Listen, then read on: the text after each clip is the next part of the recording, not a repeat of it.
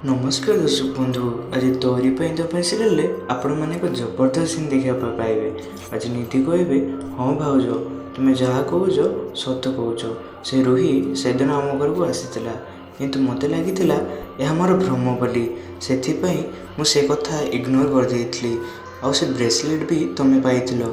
तापर लक्ष्य कहे भाउज तुम से रूही को पाइल। यापर चिकी यार किसी उत्तर दे पारे कारण चिकीर प्रत्येक मुव को से रूही से बसी कैमेरा माध्यम देखुव।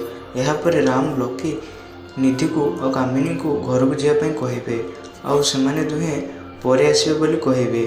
चिकी मन मन कहे मु कौन करी इंग्लीश मीडियम मत तुमको मारिबा को पड़ो। यापर चिकी इंग्लीश मीडियम को सह घर को जीवे। एपटे से दुष्ट रूही कह से चिकीर जीवन को मु बर्बाद करदेली।